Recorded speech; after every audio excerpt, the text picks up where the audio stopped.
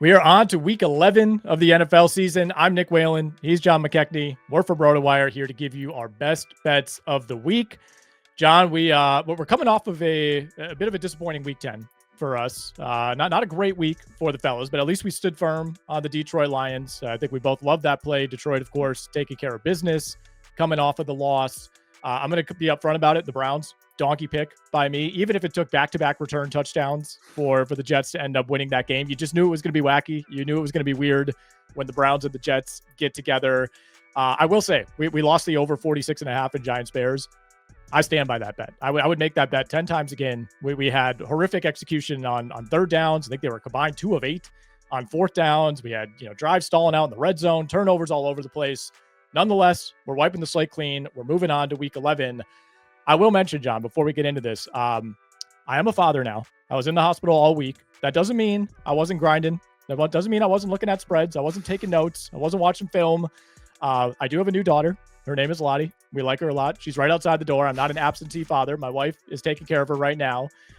But I need to lay this out there in case we have like an 0-3 week coming. I could blame it on the baby just 1 week. I think I only get 1 week of that. But nevertheless, let's take a look at week 11, John. Excited to get your thoughts.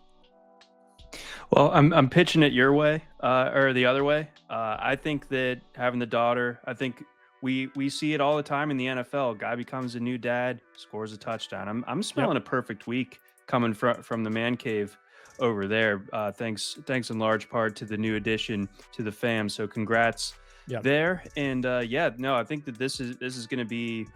It was hard to dwindle it down to just 3 games. I think there's a lot to like on the board this week. A lot of really exciting games. I'm a coward and I stayed away from the game of the week, the Seahawks and the Rams. But I think we can just enjoy that one without monetary interest. I'm a coward as well, man. I it's exactly my thought process. I'm like, I don't want to be rooting for a side here. I want to sit back. I want to enjoy this. I don't like the number. I love both of these teams. I think you could see that game playing out, a million different directions. It's top of the list right now for me in our stayaways of the week, which we'll get to later in the show. As always, John, I'll let you lead us off. Where do you want to take us first for your top play of the week? Well, I'm going to start off by getting everyone mad at me. We're going to Atlanta, folks. Oh. I like the Falcons -3.5. And you may say, well, the Panthers beat them 30-0 earlier this year. Well, the Panthers beat them last year in week 18. Carolina, we hate them as favorites, but we love them as underdogs. The Falcons 1-4 as favorites this year. I don't care. I think the Falcons, even the season series in this one, I don't think the Carolina takes both games from Atlanta. I think despite the win-loss results the last couple of weeks, Atlanta going toe-to-toe with New England and with Indianapolis. I thought they should have won the game last week in particular. And if you want to go back and drill into that 30-0 drubbing from earlier this year, Carolina only 4.1 yards per play in that meeting, 3 for 11 on third down. They were outgained. Falcons much better on third down in that one. The Falcons they lost a turnover battle. They had 3 turnovers, including one that went for a touchdown. They didn't get to the red zone. Do you really think that all of those conditions will be met once again by the Panthers? And will that result in a win or a cover for them? So I know 3.5 can be a little bit sticky with trusting the Falcons, but nonetheless, I'm riding with this Atlanta team. The only thing that gives me a slight bit of pause is coming back from Germany, but the Panthers, I think, kind of showed their true colors last week. I think that's who they really are, and I think the Falcons go ahead, take advantage, get a nice win here. I lean Falcons here as well. I couldn't quite play it just because I was so alarmed by what I saw from Michael Penix last week. Like that was a thoroughly poor game. Missing throws all over the place. The silver lining here is he's not playing the Indianapolis Colts. He's playing a quarterback who does this every single week in Bryce Young and occasionally gets away with it like he did against Green Bay. But the Panthers are a team that they kind of have to lead early. We've seen them make a couple of these comebacks against bad teams earlier this year where they've like run the ball, run their way back into a game. I don't know if you could do that on the Atlanta defense. I know the numbers say this is kind of sunk into like a league average type of defense. I still think there's a lot of talent. It's a lot different than most of the Falcons defenses we've seen for basically the last decade. They have guys who could generate pressure. They have a secondary that you really respect. And I don't know that you could just run all over the Falcons like Carolina did earlier this season. I know what you're kind of framing it as, like, it might be bad practice. I like the way you're looking at this. Like, all right, this is not going to be a 30-0 beatdown like it was. That was one of the fluke games of the year. We know Atlanta is prone to no showing. They're not going to do it again, right? They can't possibly do it again. So I'm with you. I like the Atlanta Falcons there as well. For my first game, John, I will take us to Jacksonville, Florida, where we have the Jaguars as 3-point home dogs for the LA Chargers. I'm a little surprised this number isn't higher, even with the game in Jacksonville. Just you think of those impossible stadiums to go in and win a game. Jacksonville probably at the top of the list. Jags are coming off of just the peak Jaguars performance, a peak AFC South game last week against Houston. They were up 17-0. But you have to kind of dive in on how they built that 17-0 lead. Texans threw a pick on, I think, the second or third play of the game.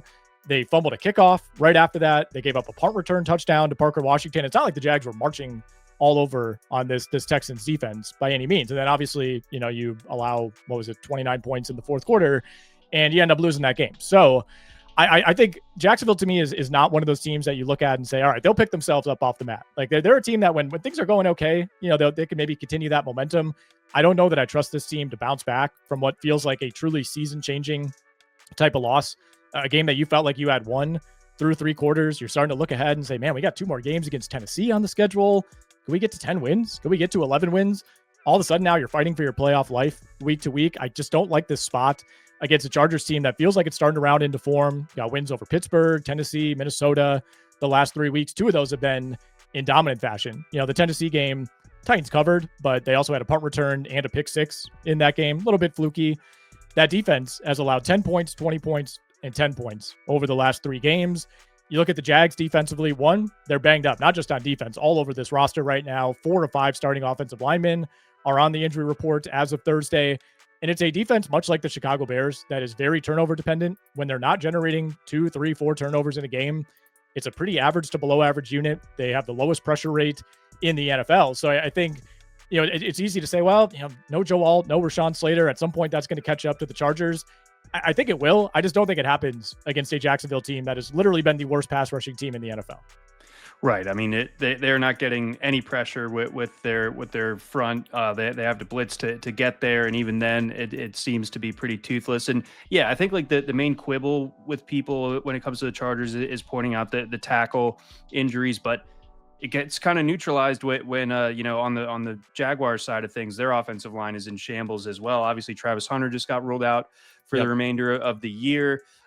Parker Washington was dealing with a hamstring earlier this week. I'm not sure what his deal was as of Thursday. He practiced on Thursday. Brian Thomas, I think, is still the bigger concern. And the thing with BTJ, man, it's like, even if he plays, they're like, all right, great, you got Brian Thomas back.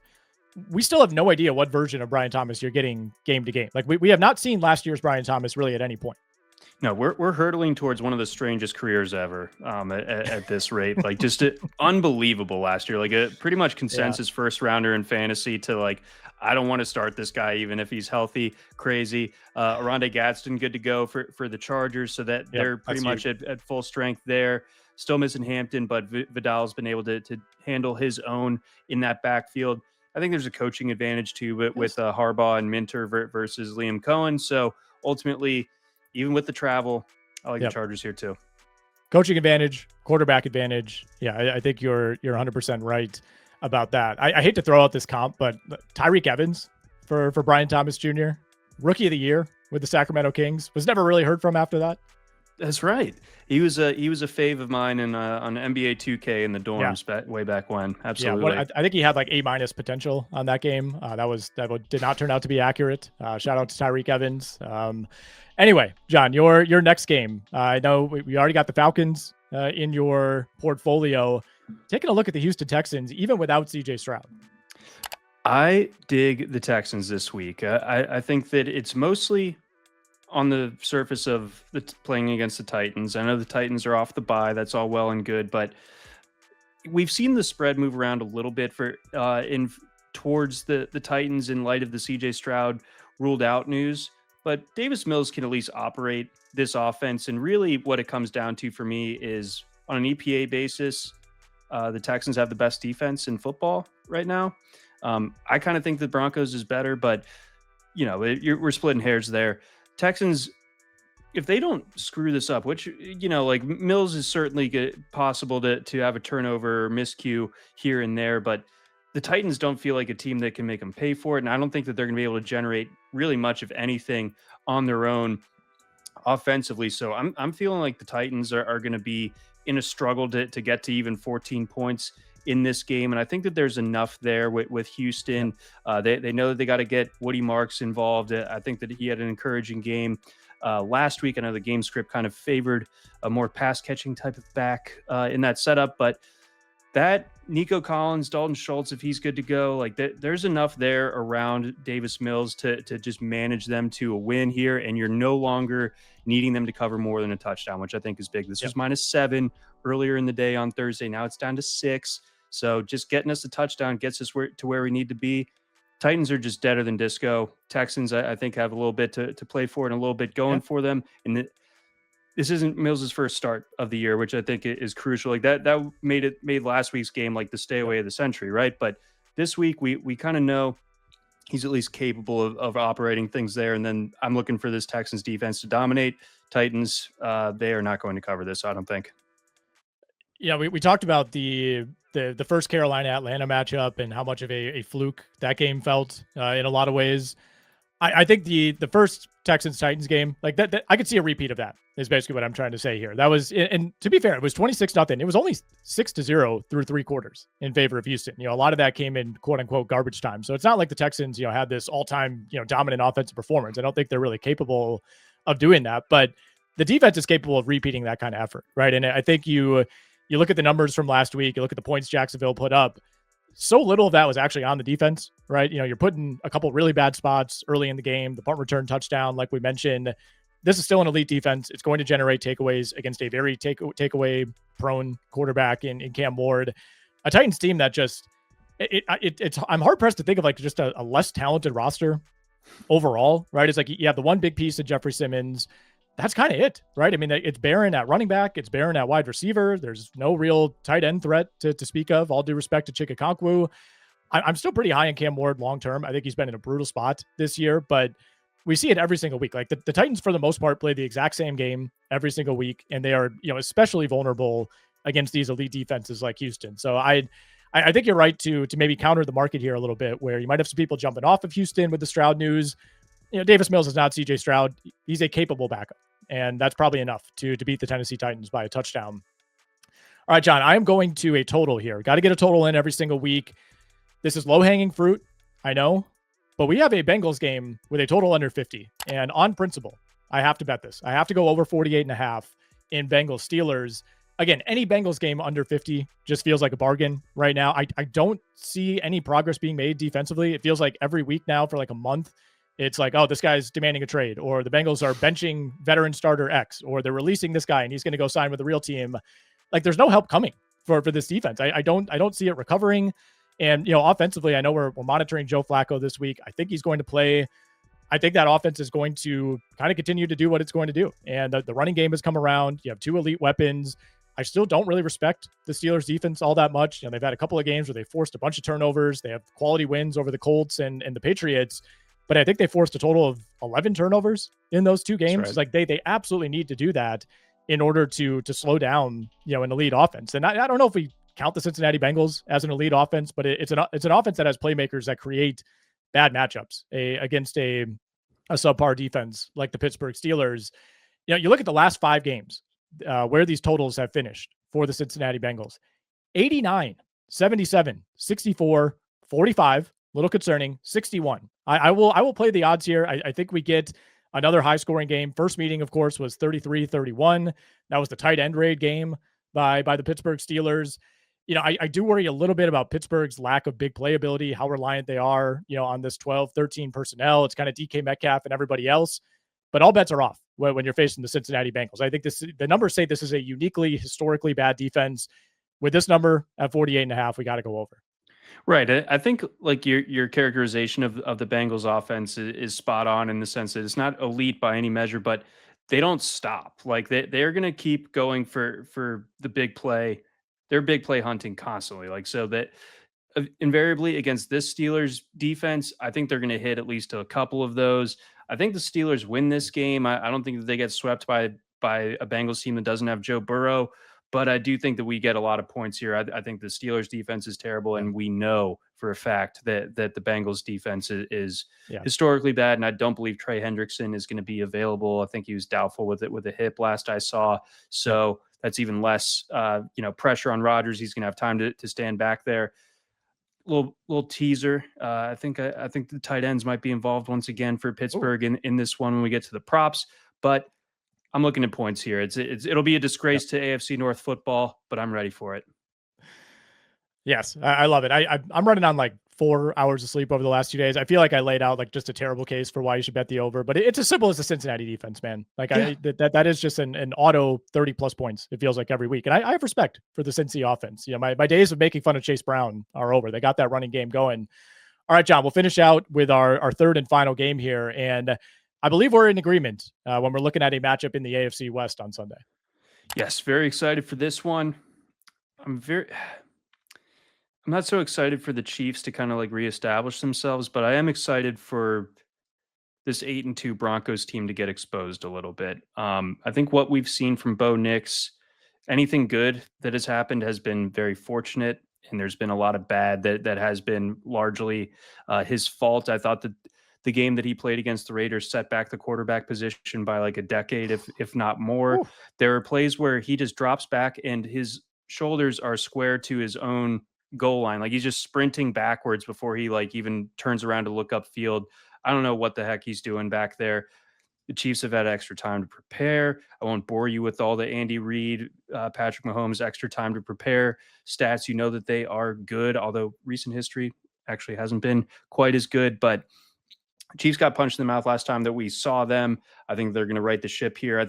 And ultimately, I think that this comes down to the Chiefs defense kind of mauling this Broncos offense. And I think exposing that more than anything else, because, this Broncos defense is unbelievable. Like they're going to give this Chiefs offense some trouble, but the Chiefs fully rested, close to full health outside of the backfield. I think they'll be able to put up enough points here. I know that 3.5, it can be kind of the danger zone. I'm walking right back into it. Give me the Chiefs here, -3.5. Outside of the Browns pick last week, walking into the danger zone has actually worked out pretty well for us this season. So we got to pick with confidence, man. And I'm with you. I'm with you on KC. That's my third pick, excuse me, as well.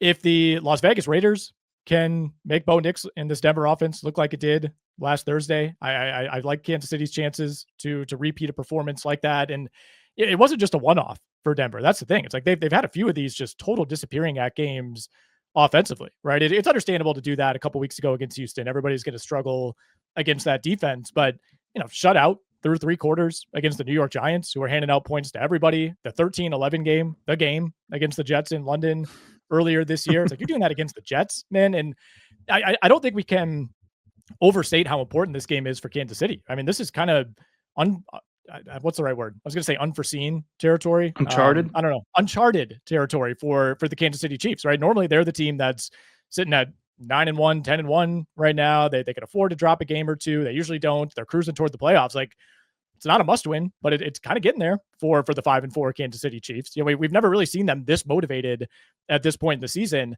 Mahomes 13-1 straight up in his career against the Denver Broncos. Again, Chiefs know they have to hit the gas here. Can't really afford another slip up after the Buffalo loss.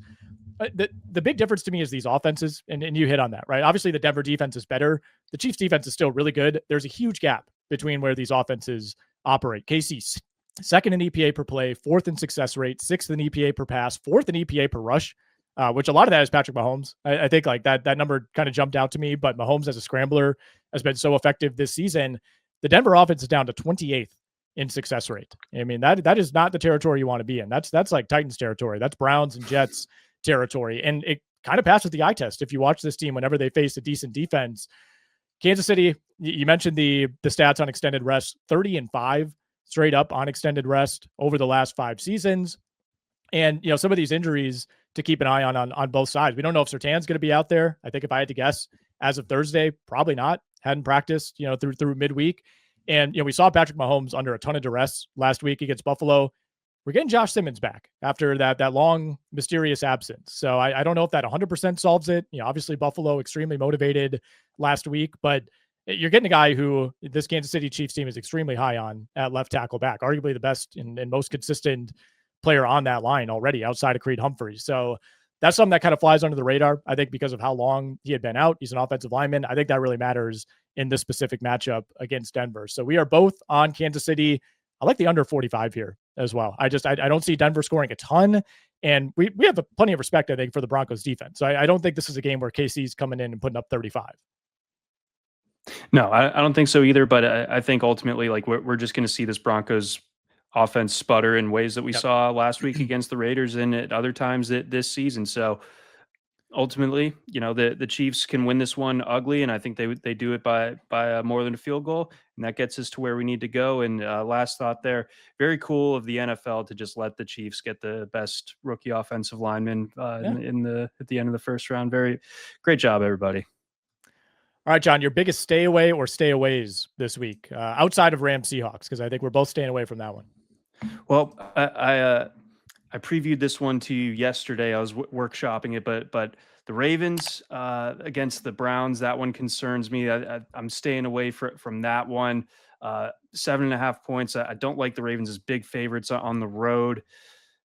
The Browns are sputtering out. They just lost to the Jets, everything like that, but they have been better at home this year. That they're sort of like, if you've ever been walking on the beach and there's like a jellyfish that's washed up on the beach, Of course. still can't step on it. It may be dead, but you can't step on it. That could still be bad news for you. So that's what the Browns remind me of. I'm going to throw out this little take for you, though. I think this might be the week we see Shedeur Sanders. Oh, I do. I think that we're close to the end of the rope for Dylan Gabriel. If the Browns are down big at halftime, I think that they press the Shedeur button, and plus, like, it's $11 to get in there to the Browns game this week.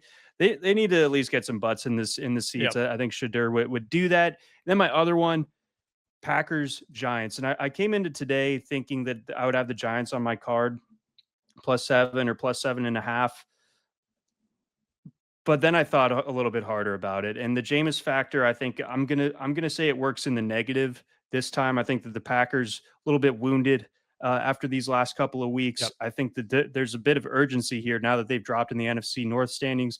Can't stand to mess around with this one. I know that the Packers are like 0-5 when they're favored by more than 4 points this year, so that's really bad. So all of that boils down to a stay away for me, because again, you want to think that, hey, the Packers can't cover this again, but the Giants, I think, no Dart, Jameis' first start of the year, no Malik Neighbors to help, no Cam Scatterbo.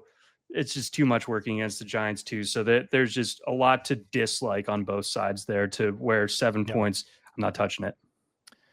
Yeah, I'm with you on that one. I lean Green Bay, actually. I think this is a spot where it's like we've kind of reached a fever point, I guess. I don't even know if that's a term with this Packers team, where it's like they've hit rock bottom, and there's no, like, the Eagles game, to me, it's like there was probably, to me, a 65% chance you're going to lose that game no matter what. I know they were favored at home, but the Eagles are really good. Like, there's no shame in losing to the Eagles, but the way it happened coming off of the Carolina loss, like, this is a wake-up call. Something has to change, right? Like, we can't keep going with the same plan every single week. So I think we do see something a little bit different. Got to start throwing the ball more on early downs if you're Green Bay. And I think this is the team to do it against. Giants defense has been a disaster for most of the season. Love the note, by the way, on the ticket prices. That's always a telltale sign that things are not going well, when you start seeing the get-in price is $7. Like, you don't see that for a Chiefs game. No, you really don't. I wonder what the deal is with that, but you do for the Browns. The Pelicans, that's happening in the NBA right now. They are just too bad we're not running back the bachelor party this spring. We could have easily got the group into a Pelicans game. Smoothie King Center, shout out. All right, let's get into some Survivor talk, John. Obviously, big-time carnage in Week 10 with the Bills and the Panthers both going down. If you look at the Survivor contest over at Circa, 769 entries eliminated. So about 43% of the remaining field heading into Week 10 out. Exactly 1,000 entries alive heading into Week 11. Almost 28% of the field went out on Carolina. 14% went out on Buffalo. A handful of entries out on Cleveland, Tampa Bay, Jacksonville. 9.5% of the pool were on the Chicago Bears. That was obviously very dicey. 24% were on the Denver Broncos. So we could have seen even more carnage, with both of those games coming down to the wire. If you're still alive right now in Circa Survivor, your entry is worth $18,718. the Grandissimo contest at Circa, the $100,000 entry version of Survivor. We're getting into chop territory, John. We're on chop watch in Grandissimo. 6 entries alive. We had 5 entries go down in week 10. 4 went out on Buffalo, 1 went out on Carolina. 4 entries made it through with Denver, 1 on Chicago, 1 on Seattle. If you're in Grandissimo, which full disclosure, John and I are not, your implied value right now climbing north of $1.1 million. Boy, the Grandissimo one, like I always love those notes because it's like it's in a different life. Maybe I'm there, but as far as Survivor goes, I went out last week. I'm in a RIP. pool where you have to do 2 at this stage of the year. I snuck the Broncos through, and I felt gross the whole game. I was like just texting you. It's like this is horrible. I'm just proud that I didn't go out on the Panthers as the chalk play. Like I went out on the Browns, so like there's no real pride in that. But I'm proud that at least I like Panthers chalk. Just it felt so wrong to me that I couldn't really see a way in which the Saints were actually going to win that game. But I just knew that the Panthers weren't going to win. So at least I stayed off of that. But again, horrible stuff from the Browns. If you're still in, obviously the Patriots on Thursday night would probably be your bingo free space, or if you still have the Ravens available, that would make some sense. But I think of the realistic teams still available to you, I think the Texans would be one, and I think the Falcons and the Steelers would kind of be like feasible. Yeah. Still have them in your back pocket, time to use them type of teams. Yeah, Pat's projected to be by far the most popular pick this week. Houston, Baltimore, Green Bay next on that list. I mean, if you're in a spot where you've somehow used all those teams, you're just trying to differentiate a little bit. I mean, would you consider the Cowboys on the road in Vegas on Monday night? Would you consider the Atlanta Falcons? In what would just be a twist of fate, given how many entries the Falcons have cost everyone this season? Would you look at the Chargers against Jacksonville, or is this just more of a chalk week? The Cowboys would interest me. If you could do me a favor, one of our friends, so we had 3 strikes in this Survivor, so we're down to our last one. Yep. He's trying to sell me on the Dolphins against the Oh, Commanders. Can you I'm not tell me touching why that that's exactly right? So, No, no, no, no. I mean, I'm not saying the Dolphins could win that game, but that's a coin flip, right? I mean, I know Washington's banged up. I know that defense is terrible. I think we know better at this point than to buy in on Miami coming off of seemingly a good win, which it was a good win, but a lot of things went their way against Buffalo. No, that is not in consideration for me. okay, all right, thank you. I'm going to clip that for him because I think I need like a third party to It's help also an influence. game. I mean, those in general to me should be off the table. I know, like what if Devin Achan eats bad paella? Things could happen. Right. Right. I will say, John, I have 1 entry left in the Survivor Bowl, which is put on by our friends over at Pool Genius. We're down to 12 entries left, 10K to the top spot. So starting to think about hedging a little bit this week. I think I'm gonna go with the Pats, and I don't like playing a Thursday night game for no reason other than it's Thursday night and it's an isolated game and everybody's going to be watching. Should all be treated the same, of course. I fully expect New England to win. Going to be putting a little bit on the Jets money line just in case. Just in case. I know it's early in the year to be hedging, but when you're down to 12 in a pool like that, I think you have to think about it. All right, John, let's run through some props real quickly. We'll give you our locks of the week and we'll get out of here. I'll let you lead us off. What do we got? All right. Despite what I was saying about the Chiefs Broncos game, I think I like, or I don't think, I do like RJ Harvey over 49.5 rushing yards. Chiefs defense 25th in EPA per play against the run. So I think Harvey going to get a lot of opportunities this week, given the J.K. Dobbins situation. So Harvey, I like it for that purpose, and it keeps the ball away from Bo Nix. I think that's a good idea for Denver.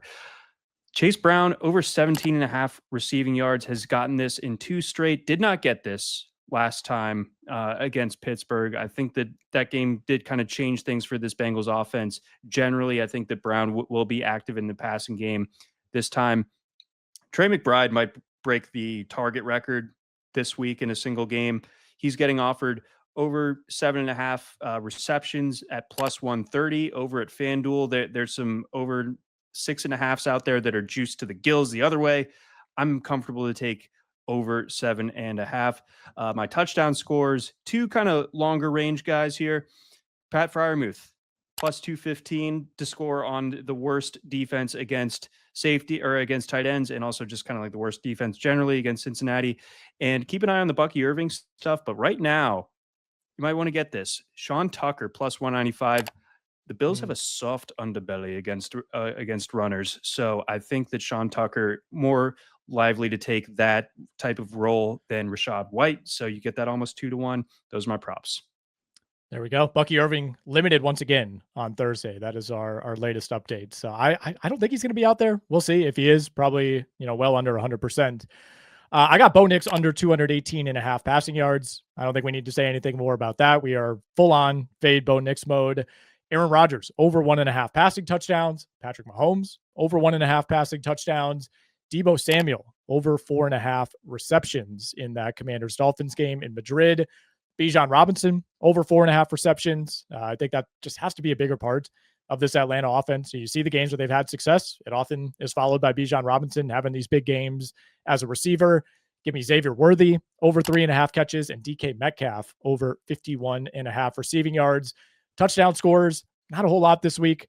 T. Higgins plus 120. Noah Fant 3-1. Rashee Rice plus 120. And if you're wondering, John, all three Pittsburgh tight ends to score again in this game, 50-1 at DraftKings. I love that they're offering that. It scares me that they're offering it. It probably means it won't happen. However, it is a testament to just how bad this Bengals defense is against the tight end position. And we finish out, as always, John, with our locks of the week. Your number one pick this week is ATL Shouty. Give me the Falcons. Dirty Birds. minus 3.5 against the Panthers. All right. Give me the LA Chargers. Fade in Jacksonville. This might be the last stand for the 2025 Jacksonville Jaguars. They put out that chart every week where it's like, if you win, here's your chances to make the playoffs. If you lose, here's your chances. It's huge. It's huge. It's like 78% to like 25% with a loss here for Jacksonville. I just don't think this Jags team is capable of picking itself up off the mat right now with all these injuries. Still like Liam Cohen as a head coach. Still think that was the right hire. I don't think this roster is maybe where we thought it was a month ago. So you are locking up the Falcons. I am locking up the Chargers. John, great to be doing this with you again this week. Very, very happy to get back in the swing of things. We'll be a little more locked in next week, get a little more sleep, hopefully in advance of week 12. But we'll keep doing these videos for you every single week throughout the NFL season and even into the playoffs. Best of luck to you, John. Best of luck to everybody watching this weekend. We'll talk to you ahead of week 12.